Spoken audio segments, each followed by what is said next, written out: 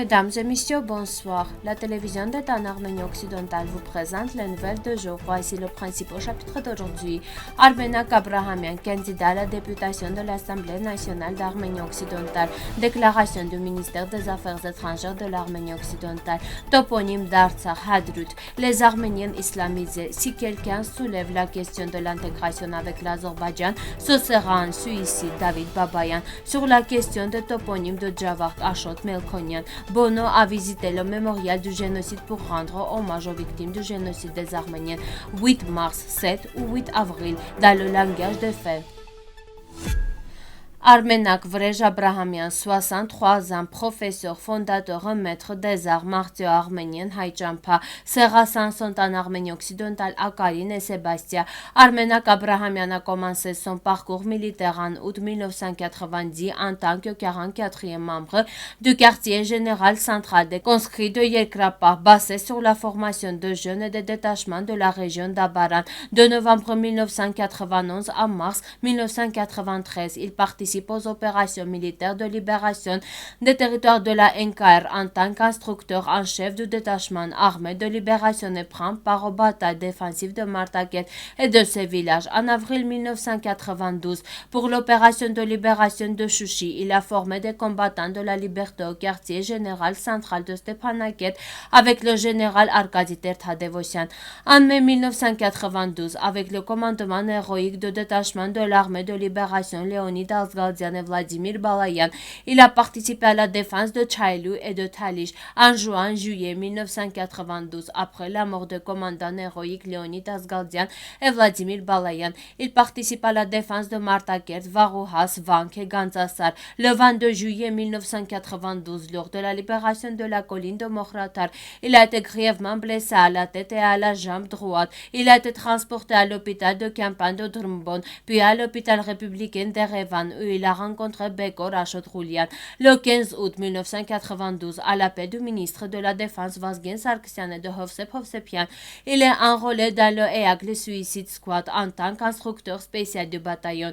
Il a participé à la défense et aux batailles de libération des villages de la région de Martaker, de la NKR, Varouhas, Chalderan, Drumbon, Umudlu et aux batailles de libération. Il a pris part à diverses opérations militaires jusqu'en décembre 1992.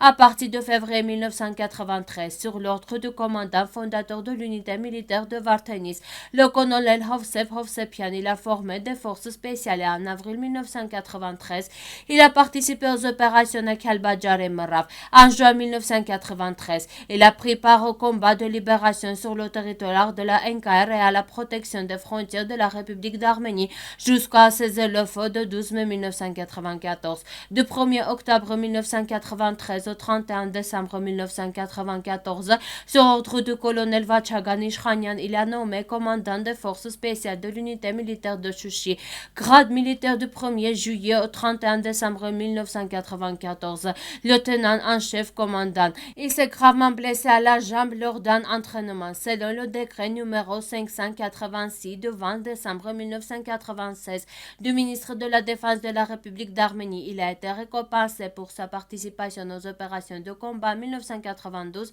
à 1994, certificat numéro 018974. En 2003, par l'ordre numéro 24 du major général Balassanian, président de l'Union des vétérans de la guerre d'Artsakh, Armenak Vrej Abrahamian a été nommé représentant officiel de l'Union des vétérans de la guerre d'Artsakh en France. De 1991 à aujourd'hui, bénévole pour la protection du peuple et des droits de l'homme de l'Artsakh. Du 21 mars 2014 à juin 2017, il a participé à diverses opérations militaires pour protéger les Arméniens de celui-ci et le fondateur de l'Académie militaire de Kamishlo. Armenak Vrej Abrahamian a commencé sa carrière politique le 1er février 2004 pour la protection des droits des Arméniens d'Arménie occidentale à l'autodétermination. Le 17 décembre 2004, il devient le président fondateur du Conseil national d'Arménie occidentale. En 2005, il a été le président fondateur de l'Assemblée des Arméniens d'Arménie occidentale. Depuis 2005, il est le premier citoyen officiel de l'Arménie occidentale occidentale. Depuis 2006, il est le chef de la délégation de l'Arménie occidentale auprès de l'ONU. Il est membre fondateur du gouvernement d'Arménie occidentale depuis 2011. Il est membre fondateur du Parlement d'Arménie occidentale depuis 2013. En 2013, il a été élu député à l'Assemblée nationale de la République d'Arménie occidentale pour un mandat de 5 ans. Le 19 janvier 2014, il a été élu président de la République d'Arménie occidentale par les députés de l'Assemblée nationale de la République d'Arménie occidentale pour un mandat de 5 ans. Le 9 mai 2016, en tant que président de la République d'Arménie occidentale, il a adopté la Constitution nationale de la République d'Arménie occidentale. Le 24 juin 2016, il a ratifié le traité de Sèvres en tant que président de la République d'Arménie occidentale. Le 12 février 2017, en tant que président de la République d'Arménie occidentale, il a ratifié la doctrine militaire de la République d'Arménie occidentale. Le 29 octobre 2017, à l'unanimité des députés de l'Assemblée nationale de la République d'Arménie occidentale, il décide officiellement de se présenter à la présidence de la République d'Arménie occidentale lors des élections de 2018 en République d'Arménie occidentale. En 2018, il est élu député de l'Assemblée nationale de la République d'Arménie occidentale pour un mandat de 5 ans. En 2018, il est élu député de l'Assemblée nationale de la République d'Arménie occidentale pour un mandat de 5 ans. Le 19 janvier 2019, il est élu pour la deuxième fois pour un mandat de 5 ans à la présidence de la République d'Arménie occidentale par les députés de l'Assemblée nationale de la République d'Arménie occidentale. Le 15 février 2023, pour la troisième fois, il est candidat aux élections législatives pour devenir député de Parlement de la République d'Arménie occidentale. Chercheur, historien, écrivain, analyste psychologique, fondateur de la télévision d'État d'Arménie occidentale.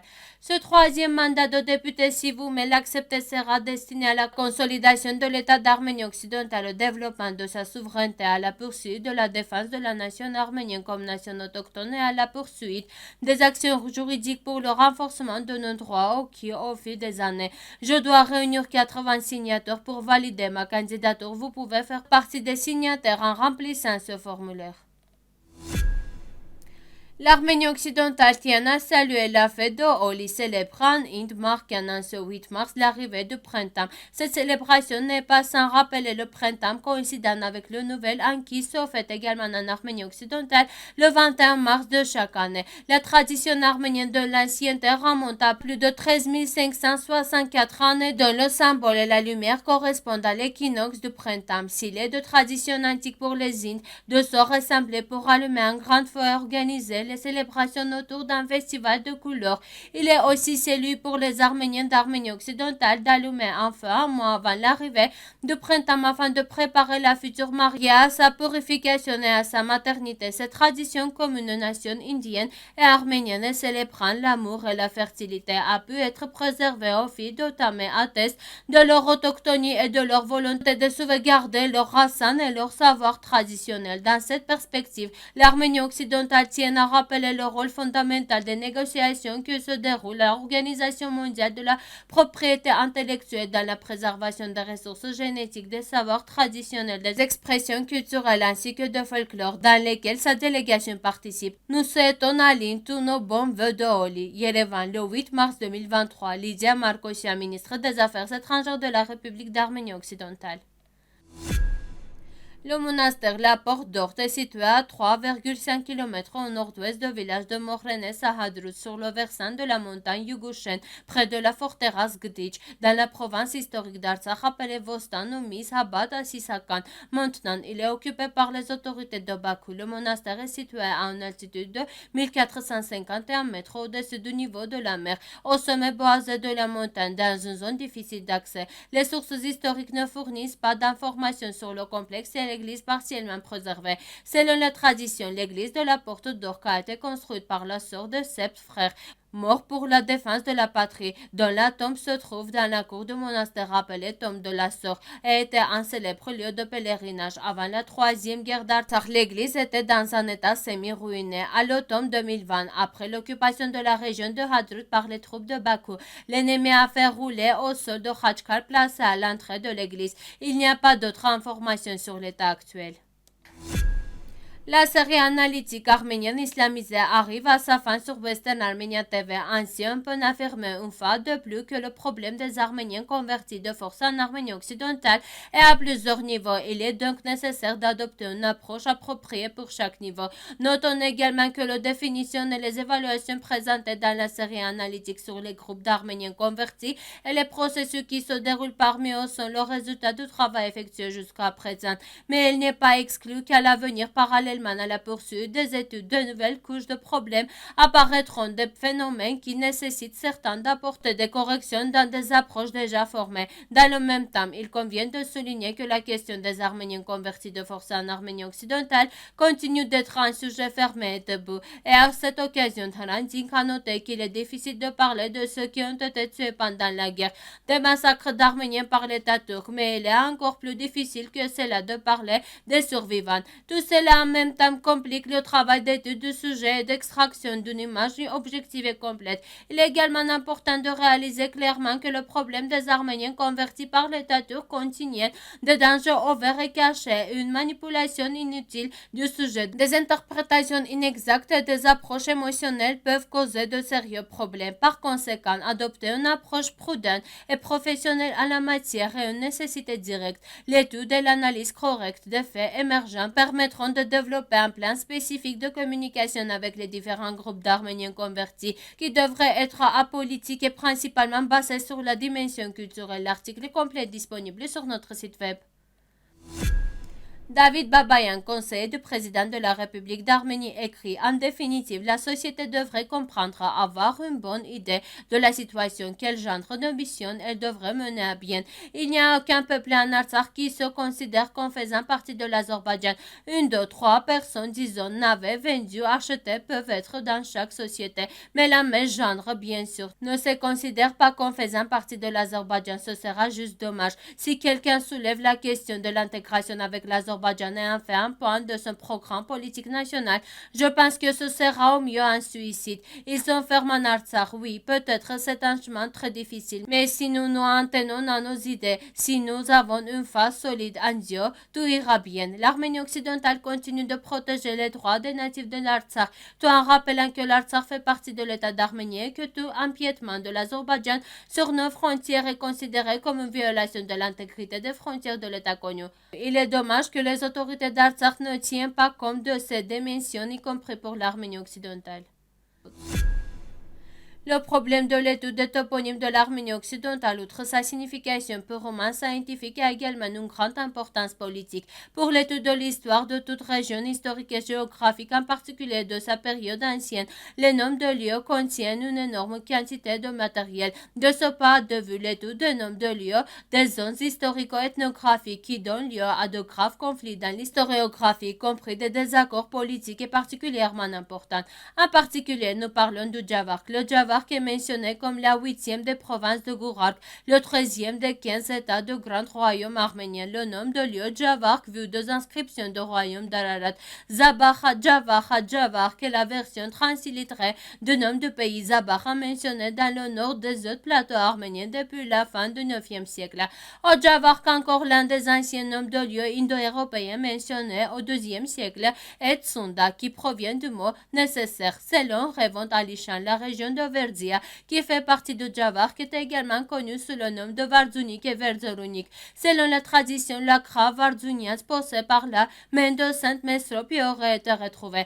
Les problèmes toponymiques de Javark ont encore besoin d'une étymologie scientifique sérieuse. La présence de toponymes arméniens au Javark prouve une fois de plus que les Arméniens habitent cette région depuis l'Antiquité et sont porteurs de son histoire et de sa culture. Lors des réunions avec le secrétaire du Conseil de sécurité armé, Grigorian, le conseiller principal pour les affaires du Caucase, le Bono, a souligné la nécessité d'une circulation commerciale et privée libre et ouverte par la route de Berzour. Le Bono a également visité le mémorial du génocide pour rendre hommage à la mémoire des victimes du génocide des Arméniens. Ambassade des États-Unis en Arménie. La nation arménienne, qui a une histoire de milliers d'années, a créé sa propre culture unique et a son propre système de célébration nationale et n'a pas besoin de s'adapter aux fêtes étrangères. Le 19e jour du mois d'Areg était appelé Anahit par le livre Haggian et était célébré comme une célébration de la déesse de la maternité et de la fertilité. Anahit, le 19e jour du soleil, est lié au degré. Pour le faire correspondre au calendrier grégorien, il faut compter 19 jours à partir du 21 mars. Donc, le 8 avril alors devient le 7 avril, le nouvel an dépendant de la pression du globe. L'équinoxe vernal avait lieu le 20 mars dans les temps anciens, à partir duquel comptait 19 jours. Le nouveau calendrier donne le 7 avril sera le 21 mars à 1h50 8h arménienne, donc le jour Anaïd, c'est-à-dire que le 19e jour correspond au 8 avril. Chères femmes arméniennes, cosmologiquement, votre fête est le 8 avril. Ce jour-là sera plus propice aux impulsions spirituelles allant vers l'univers. Et nous vous aimons et vous acceptons en toute saison de l'année, tous les jours du mois et toutes les heures de la journée. Merci de votre fidélité. À la fin de notre émission, vous pourrez profiter d'une performance musique folklorique des Arméniennes. Vous pouvez écouter la version complète de la musique sur notre site web.